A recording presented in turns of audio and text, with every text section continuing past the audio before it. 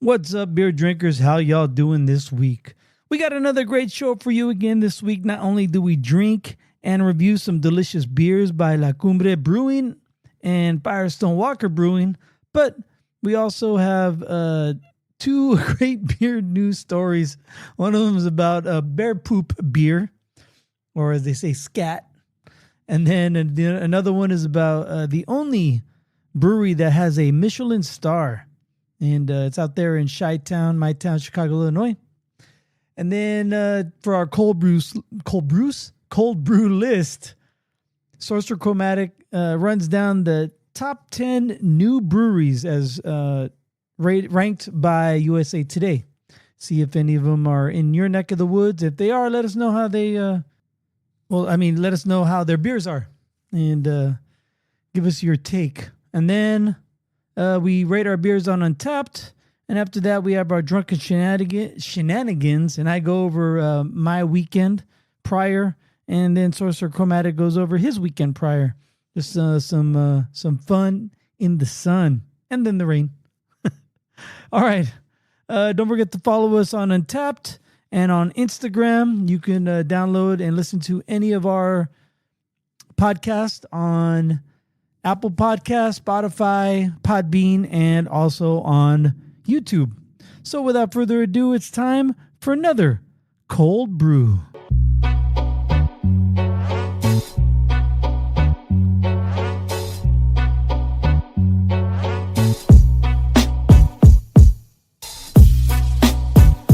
Coming at you pre-recorded from Cöld Brew Studios. I am Greg. He is Sorcerer Chromatic, and we're here to talk about beer. Yes, we are. How you doing this week, man? Good. Crazy week for you listeners. I missed last show with just too much Easter drinking, and I just spent. Of course, my kids wore me out as well too. They had a fun-filled day. Yeah. I mean, we FaceTimed that day, so I know they were in and out of the pool, the little kiddie pool anyway, all day. So yeah, it was a nice day in the Bay Area from what I heard. Oh yeah. Then the weather just dropped and it was raining at the end of the week. yeah. I've seen some posts from out there from our mutual friends. Yeah. But all right, you ready to talk about some beer? Yes. Cool, man. All right. So today I have in front of me from our good friends out in, I know New Mexico, and I always forget if it is, it's Albuquerque, New Mexico. I forget if it's Albuquerque or Santa Fe, but this is La Cumbre Brewing Company. I have their seasonal hazy IPA called Skyburner, and I couldn't find what hops are in this. I went to Untapped. I went to the website, the lacumbrebrewing.com, but there's no hops. There's just only this write-up. There is this only this write-up. Does that make sense? Anyway, bright, bold, and bursting with color, Skyburner Hazy IPA debuts this month, inspired by the fiery New Mexico skies. This hazy delivers juicy hop character with a soft, smooth finish. Like feeling the warmth of a sunset, this will not disappoint, and it comes to us at 6.8% alcohol by volume. So pop off. What do you got? I have from Firestone, keeping the streak alive. Nice. I actually have something I was drinking last weekend, Easter Sunday. Like 2 weekends ago by the time the show drops. Yeah. But I have I guess it's a newer one, their Sun Glider. Oh, I don't think I've heard of that one. Yeah, it's listed as a seasonal. Okay. It's a golden lager. Oh, wow. Okay. All right, so it's locally grown, locally brewed, sustainably made. It is a golden lager, 5.0 ABV, 16 IBU, 3 color. I'm sorry, color is 3.5, or SRM 3.5. 3 color. Yeah.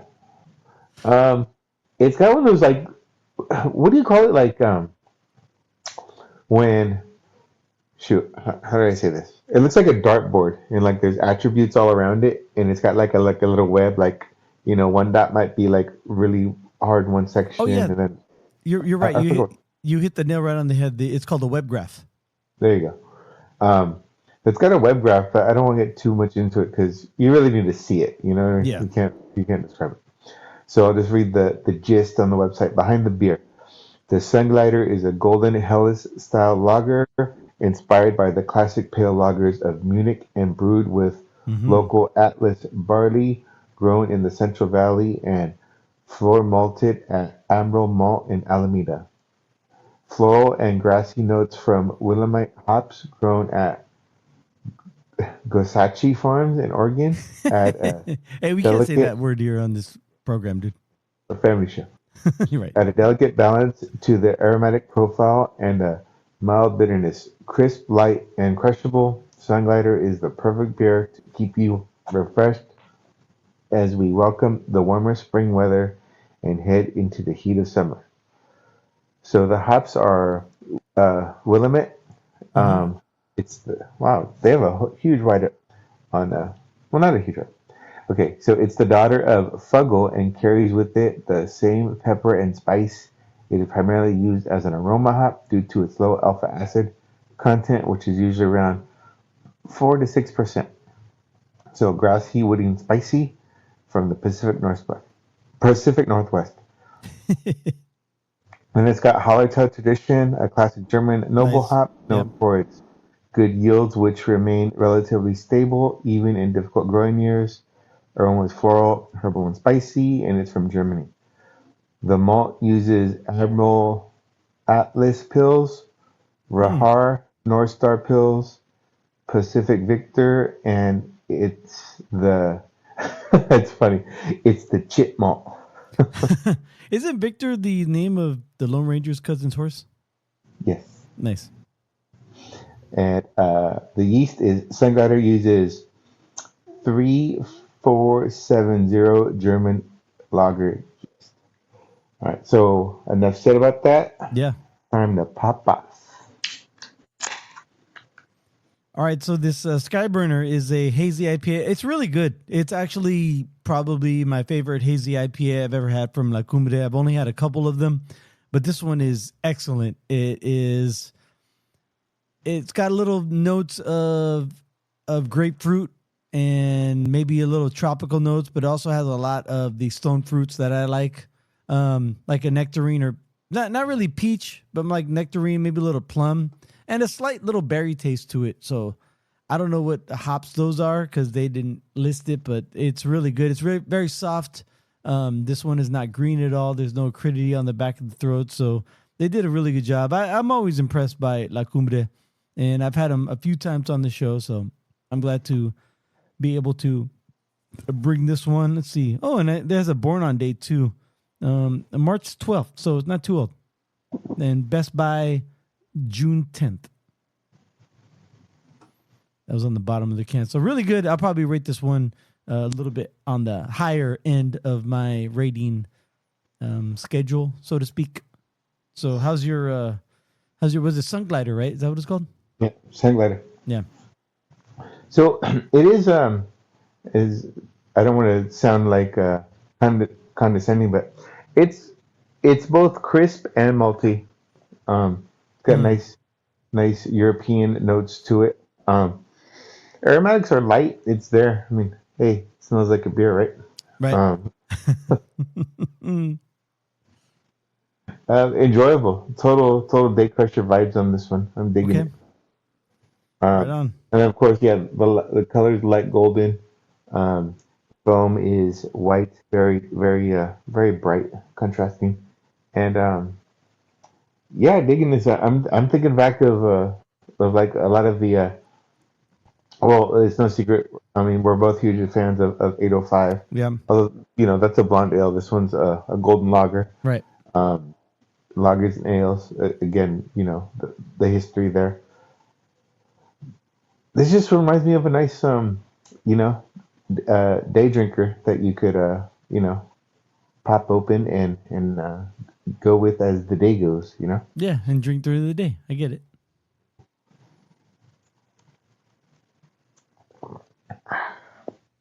What else could I say? Any questions right now? It opens up. Yeah, you in the back.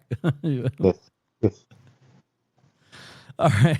No, that's good. I was waiting because I thought you were going to say something else, but yeah, let's move on. We will rate our beers later on during our Untapped portion of the show. Don't forget to follow us on Untapped. Search Cöld Brüe Podcast and friend us, and we'll friend you back. But right now, it's time for some beer news.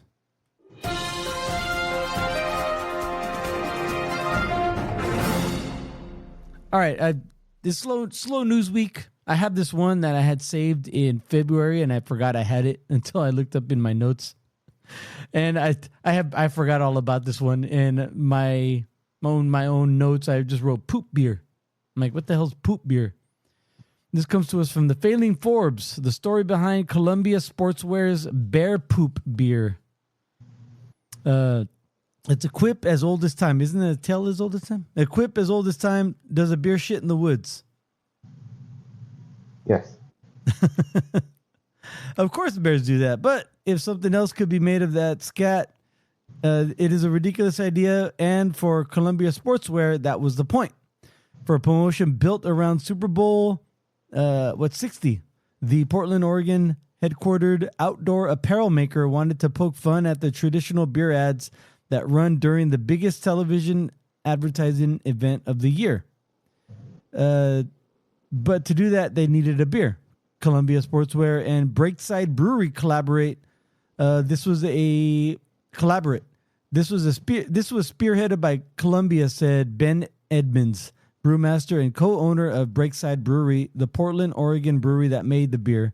In a telephone interview, they suggested a beer made with beer scat, but obviously there are food safety issues with that.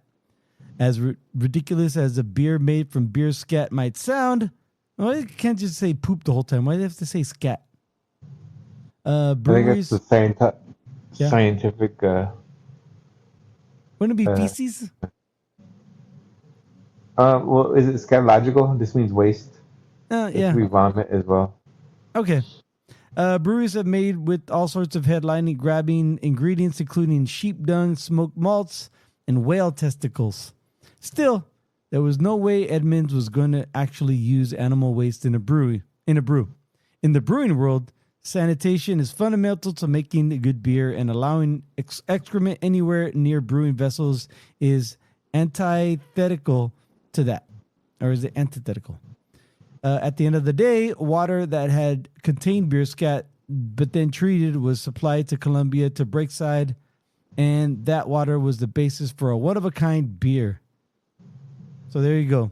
They had a Breakside and Columbia collaborated for a bear poop beer. And then the other one, because it's a slow news week, this comes to us from the Failing Tasting Table. Some of you guys out there might already know this or follow them on Instagram, but the headline reads: Chicago has the only Michelin Michigan. Chicago has the only Michelin starred brewery in the world. Think of Michelin stars, and the traditional fine dining restaurants often come to mind. Yet, the guide awards a wide array of business types, ranging from a Mexico City taqueria to a Taiwanese ice cream shop. Of the many Michelin-starred restaurants in the U.S., one belongs to a brewery, Chicago's Moody Tongue. Now, I've heard of Moody Tongue because of my friend Greg, the Greg Visits Breweries. He's the one who told me, and that's why he told me, because it was the only brewery that had a Michelin star. So, yeah, if you go onto Instagram and look up Moody Tongue, you will see their Instagram page, and they feature a lot of, they have craft beer, and they are a brewery. But man, some of those look like some bougie dishes, like the kind that you see like on Food Network where they're cleaning the plate after they plate it just so it looks good. You know what I'm talking about? Oh yeah. Yeah, when they use the rag to wipe off the splatter that's not supposed to be there. Yeah. Because they want the splatter in a certain section so they can't have it on the edge, Only 3 drops per plate, people. Admittedly, the accolade wasn't awarded to a casual tap room, but rather Moody Tongue's contemporary restaurant concept, where the hot cuisine pairs with beers brewed on site. Succinctly named the dining room at Moody Tongue, this eatery serves as a refined seasonal tasting menu featuring innovative dishes like Australian Wagyu paired with beets and kombu, as well as a cucumber granola and ice wine vinegar dish.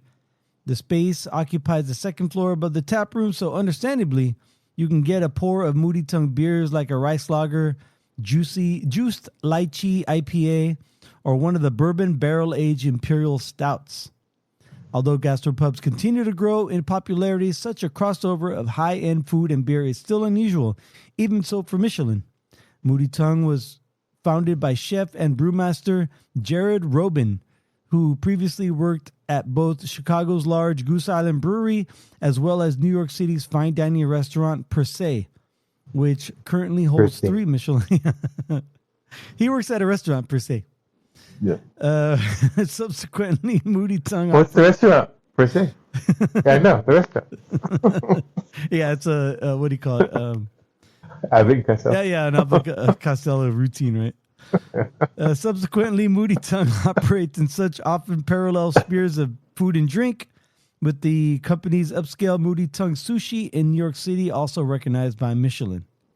So yeah, I don't know if you guys are ever going to be able to head out to Chicago anytime soon, but if you do and you want a fine dining experience as well as craft beer crafted for your fine dining experience, check out Moody Tongue. Even if you just go to Instagram and check them out on Instagram, man, some of their food and presentations, they're amazing. So check that out. All right, that's all I have this week, man. So do you know what that means? I think I do. It's time for everyone's favorite segment on Cöld Brew, because it's my favorite segment. It's time for the Cöld Brüe List. Keep it real up in the field, all right? Let me ask you this. Are you going to any new breweries this year? There's a bunch down south, like in Tucson and even south of Tucson, that I haven't been to. I hope to get to them this year, but, at least they'll come up here for a beer festival or two. So to answer your question, I hope so, but I can't promise anything. All right. Well, I have a list from the Failing USA Today on the 10 best. I'm sorry, it's their 10 best. It's the Yeah, they come out those lists every year. The 10 best. Yes, it's the 10 best new breweries in the U.S. Oh, okay, nice. This is for our nationwide listeners. Mm-hmm. Number 10, Atomic Clock Brewing Company. Okay. They're in Durham, North Carolina. Oh, okay. Yeah, that was what I asked where they're at. Not going to get too deep into them. I'll just go down the list. Okay. Number 9, the Test Brewery in Brooklyn, New York. Ooh, Bricktown. Brooktown. Who calls it Brooktown? I do. I'm starting a new thing. Oh, okay. Number 8, the Buena Connection Brewing Company in Buena, New Jersey. Oh, very good. Is that Buena? No. Okay. Here's an interesting name.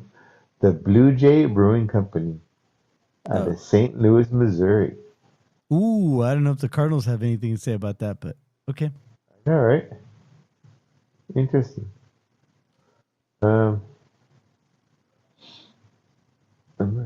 Isn't Blue Jay something in Kearney? Maybe. Isn't it like a cute girl or like a inside information or something like that? It might be. It sounds familiar, but I don't want to say anything because I'm wrong. Yes. Get Bubba the Love Sponge on. Oh yeah, I got his number right here. Yeah. Number 6, the Tarot Beer Company. Oh. Or Terranut. I'm sorry, Terranut. Oh, okay. I thought you were talking about that one by the brewery. Yeah. That's why I was thinking of it real quick. I'm like, no wait, this is a new place. So Terranut beer out of Bend, Oregon. Oh, nice. Like they need another brewery, right? Yes. Number 5, Future Days Beer Company out of Philadelphia, Pennsylvania. Oh, okay. Really? Number 4, the Lombardi Brewing Company, I don't like it Milwaukee, already. Wisconsin. Right? Yeah. Milwaukee, Wisconsin. Number 3, Elder Piper Beer and Cider out of Oh, Petoskey, Michigan. all right. Cool. A brewery and cidery. I could dig Yeah. it. It's an interesting one. Number 2, Deep Fried Beers Night School. What the? It's an intriguing name for sure. Yeah. Where they out of? Athens, New York. Oh, okay. Operating in New York. So like inside a pizza parlor. Okay. I think that's what night school is. Yeah. And Deep Fried Beers is a brewery. All right. And number 1, in Harrison, Ohio, Hearth Brewing. Oh, how do you spell that? Hearth. Oh, okay. Hearth. Yeah. Hearth. Okay. Hearth Brewing. All right. So predominantly East Coast, right? Yeah. Am I reading this right? Or Midwest. Wisconsin, Michigan, Ohio, and well, Pennsylvania's east. Oregon, but yeah, back to Missouri, New Jersey. Yeah. So, for our listeners who are out and about in this great country of ours, Yeah. there's your marching orders. Get to it. Yeah. And let us know how they are. See if Exactly. USA Today got it correct. All right, man. So how's your beer treating you? Good, easy sipper. Really enjoyable. Yeah.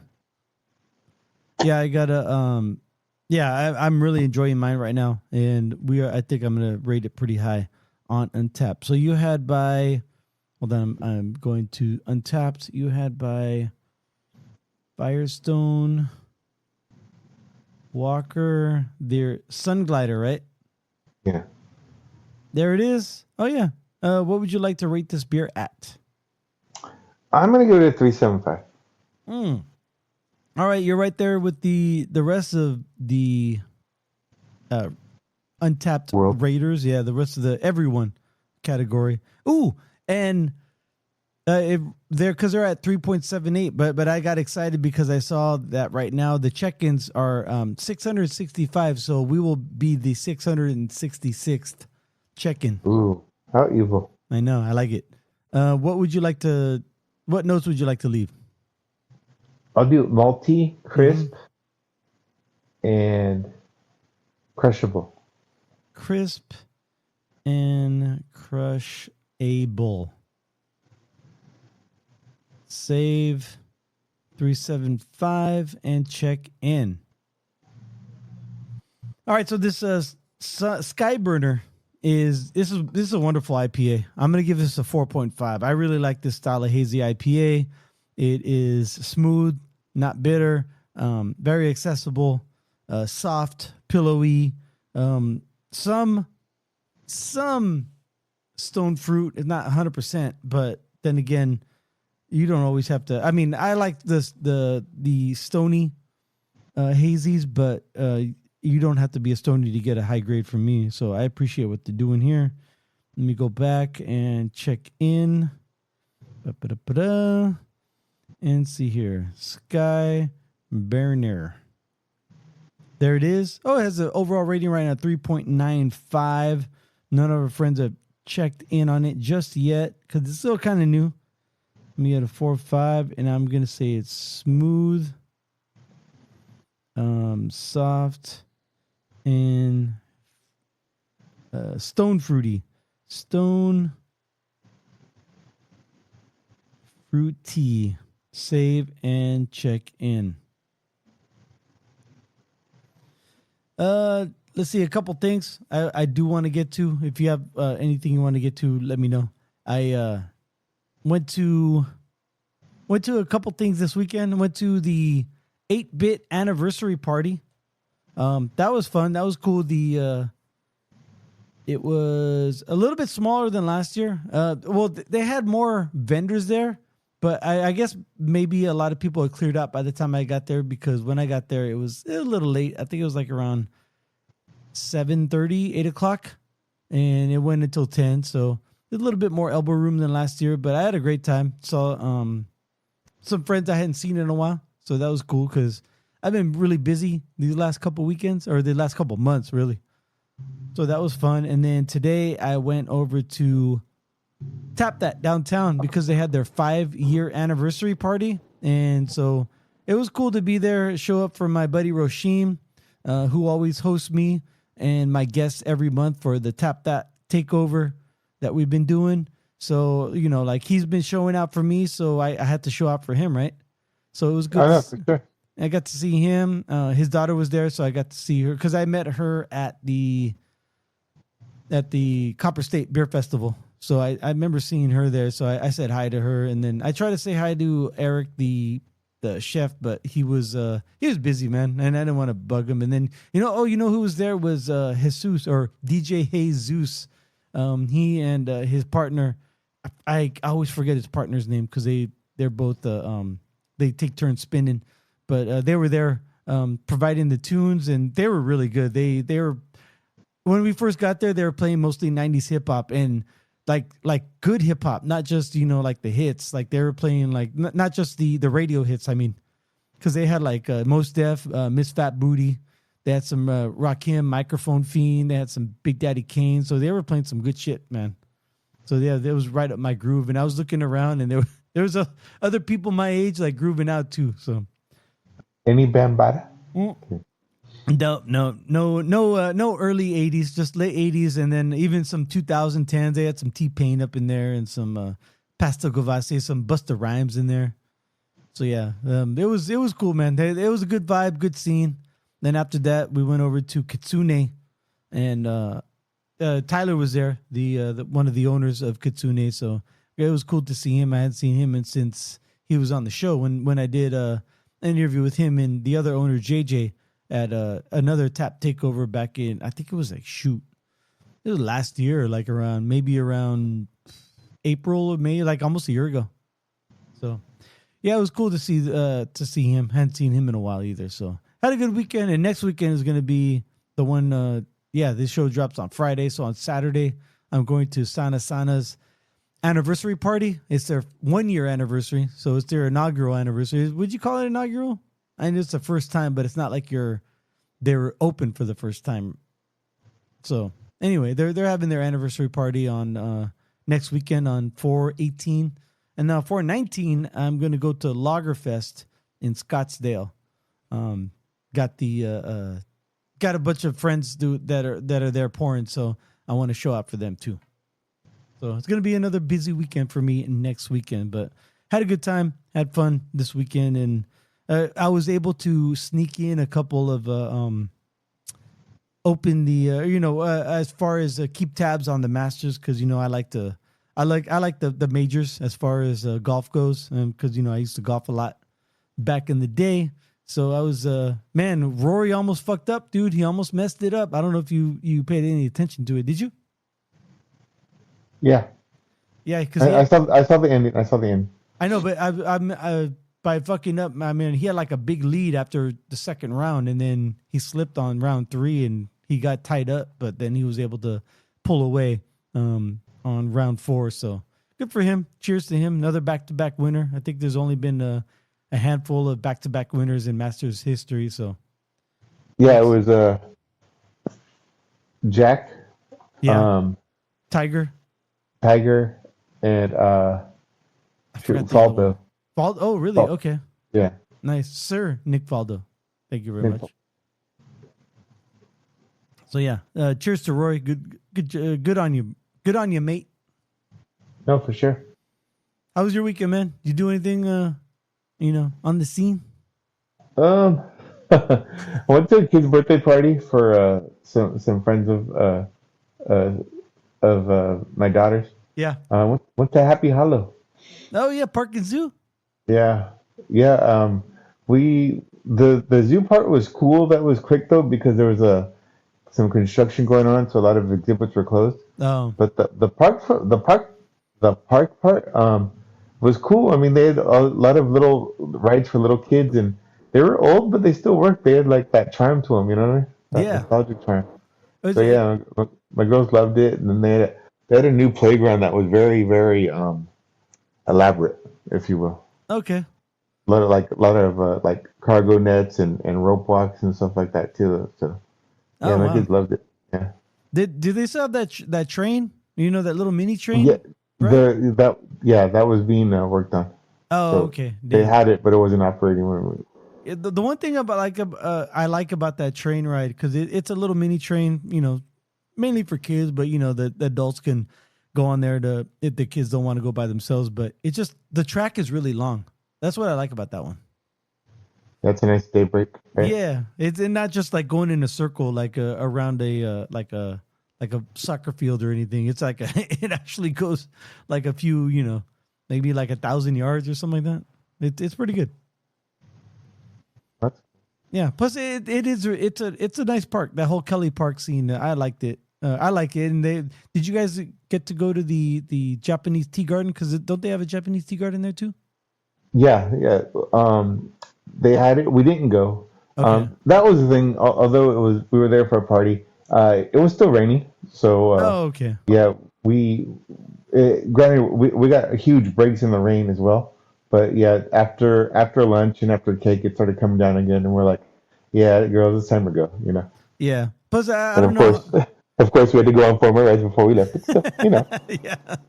we left. We didn't go to the garden. Yeah, but also then I was just thinking, at 4 and 6, they might get kind of bored over there at the Yeah. Japanese tea garden because it's very zen and little kids are more like they want stimulus. Oh, for sure. Otherwise, they get bored. So Yeah. maybe the feeding the koi might be kind of cool. Might have like some novelty, but that fades quick. Yeah. Plus, then now you're spending like $25 on buying buying food for them. I'm buying a grain, whatever. Was it last time I was there? It seemed like you were just buying the same things you get at petting zoos, like goat mix. Right. Because those koi will eat anything. Pretty much.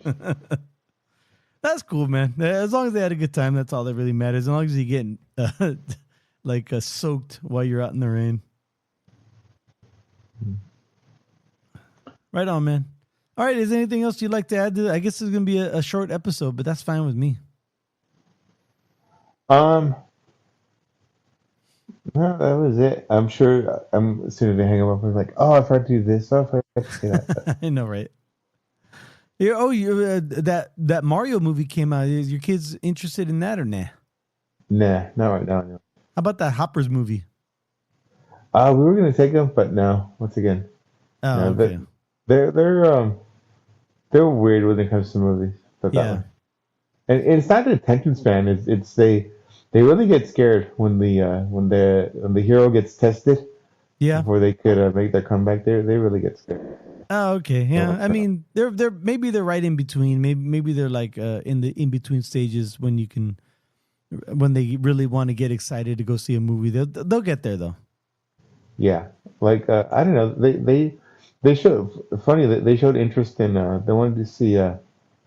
They'd be willing to see that live action Moana because Oh, they okay. know Moana. You know. Yeah.